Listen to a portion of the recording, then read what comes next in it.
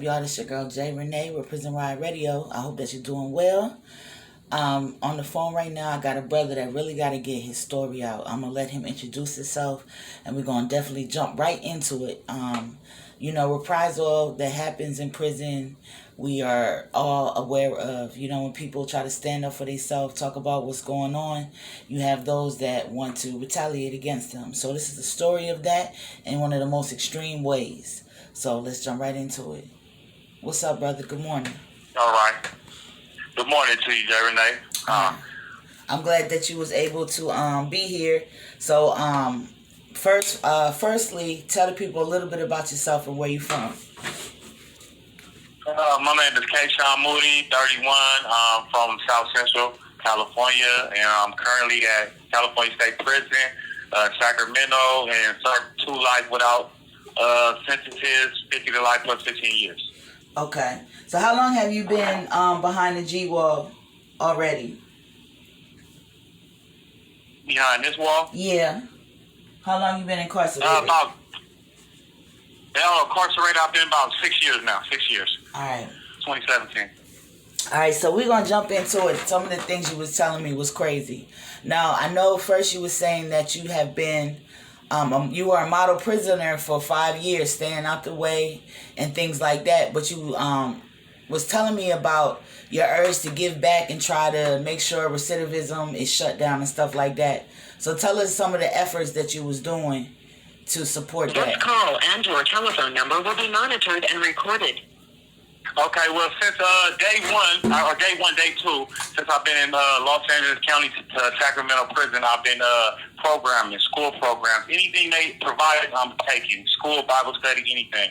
I attend every program since I've been in California Prison. I've been attending every program and working. You know what I'm saying? Speech, public speech, just helping everybody, you know what I'm saying, with school and everything. Just using my tactics and my skills that I was taught, you know what I'm saying, because I graduated early at 16, you know what I'm saying, high school, and I was a medical assistant, straight A's, and I worked at a hospital. So I've been using my intelligence to help brothers in here that's not able to read or write and learn this law to help brothers that's been railroaded by the system to try and get out. And basically just staying out the way and stopping fights and stopping violence, and I'm being, attacked for it. All right, so tell us about the fight that you had stopped. You said it was 2 opposing entities that was about to go at it. So how did that go down? Okay, well, it was we on yard in Bloods and Crips. I guess one of the Bloods and one of the Crips got into it. You know what I'm saying? I knew both of them. So once they get the fight in, one of the Bloods, it's time to go. The Crips, they all run over there, and they about to get down, you know what I'm saying? And this is a level 4 prison, so they're going to shoot from the towers and start knocking people down. So I take myself and run across the yard, and I jump in the middle, and I yell out as loud as I can. I get in the middle, and I'm like, brothers, what are y'all doing? You know what I'm saying? Y'all want to fight each other. Y'all want to kill each other. That's what they want. They waiting for y'all to do that. That's why they letting y'all. As soon as y'all get to fighting, they going to start shooting from the towers. You know what I'm saying? So I say what I say, and say, if y'all really want to get somebody, we might as well, you know what I'm saying, go against them, the people that's against us. You know what I'm saying? But nobody wants to do that. But what I said was so moving and powerful, they all got down, and they listened. You know what I'm saying? The police told me get down, I got down. You know what I'm saying? They wrote me up for it. I don't know why, and I stopped the riot, but they put interest of justice on the thing. So I don't understand how I get wrote up, but that was the first time I used my voice in prison, and it worked. And the police kind of had fear of, like, who is this person that does not bang and puts himself in this position to stop this? I mean, I'm just a brother that got love for his people, like, seriously. It doesn't matter what side they're from. Right. Okay, so I know you said that you were starting to read more about just Black history, the stuff they don't teach in school. And for those that don't know what that means, there's a lot of things that was left out when we were going through school about Black people, about Africans, about the histories, even the Native Americans, because a lot of us do have Native blood in us as well, or natives of here. So tell us about the property that they took from you that was really important. Okay, it all started when I ordered this book that was autographed by Henry Louis Gates Jr., the person that is on PBS currently doing the show about finding your roots. And it was autographed by him. It's called Invasion of the Moors. And this was the first book I ordered. Like, it was about $207 And I ordered this book to try to learn, get deeper into what's really going on in the world. And they took my book. And they said they sent it back without giving me the proper form of why they took it. I even have a paper where they said, we don't even know what the cover of the book said.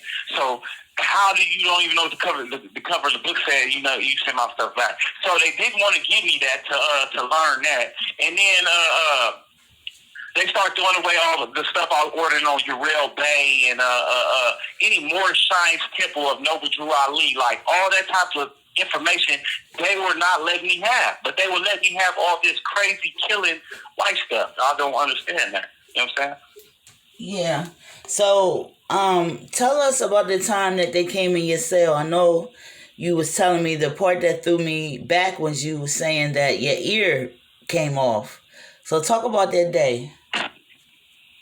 Okay, that day. So I was around that time. I think that night was about 7/27/2021, and I was really deep into the ancient Egypt religion and Kemet and all that. And I was reading about that stuff, and I was sitting there praying that night, and I was trying to figure out something. And I got to see something, and it was a little too much. You know what I'm saying? So I did get a little wild. You feel me? But I didn't hurt nobody. I didn't cause no problems with nobody. I didn't touch nobody. So when they came to me that morning, they told me to come out on my hands and knees. I came out on my hands and knees, turned around with my back turned, put my hands on my head, and all I can feel is people start beating on me and stomping me. I go black. It goes black. I wake up, and I can just feel my right ear flapping on the side of my face, and I'm like, what? So I've been stripped down. I got whole clothes on, so somebody stripped me down, took my clothes off, put me in the whole clothes. They beat me down. My face was busted open, my ear flapping. I mean, my knees are toe up. There's glass all in my knees. Like, they really beat the hell out of me. And then told me, shut the fuck up. And all I could say before I go out, because I thought he was going to kill me, is God bless y'all. That's the only thing I can think of. That's I know that was some crazy shit to wake up to. I couldn't imagine. For real.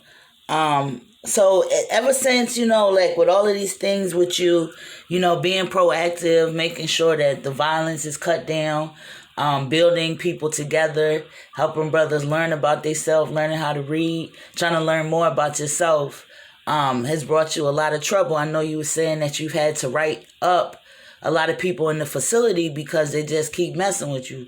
Tell her a little bit about that. Okay, yeah. So after the beating of they whooped my ass, I guess they were so cocky about it, so arrogant about it. They wrote exactly what they did to me. Like, they hammer strike me in the face, kick me in the ribs. This is all while I'm asleep. So I guess they didn't think I was smart enough to write up the lawsuit pro per. So I wrote the lawsuit up against the officials here, a sergeant, a couple COs, assistant wardens, lieutenants, and it went through pro per. My first case is versus D. Gonzalez. You know what I'm saying? And it's for $15 million.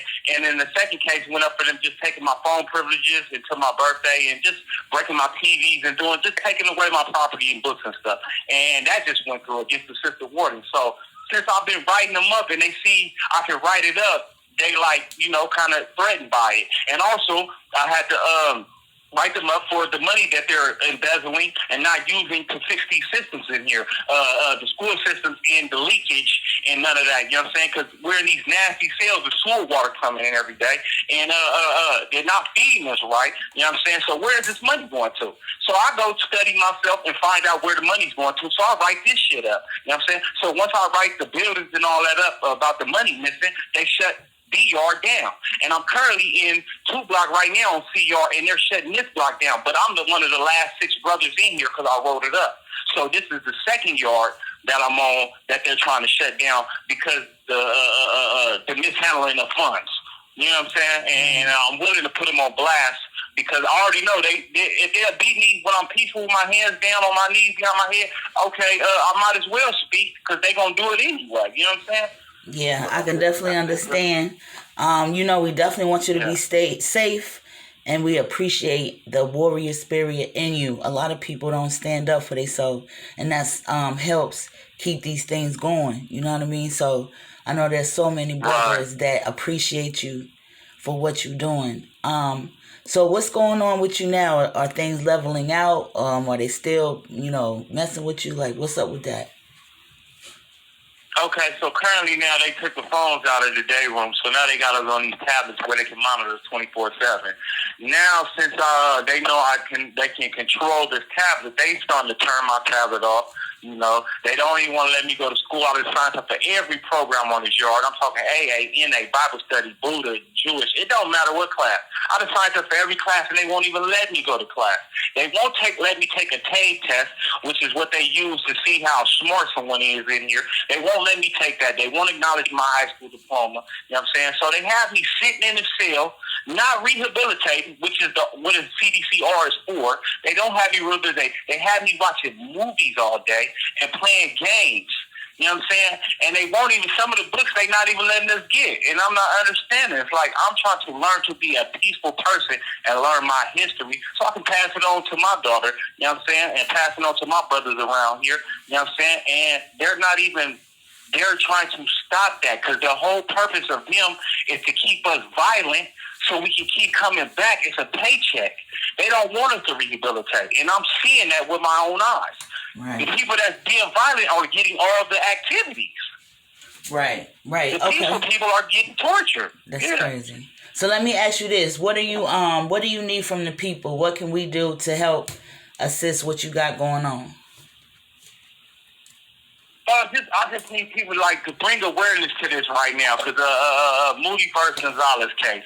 Just bring awareness on this. I'm only trying to get it on Fox News, PBS, KCR3 out here in California.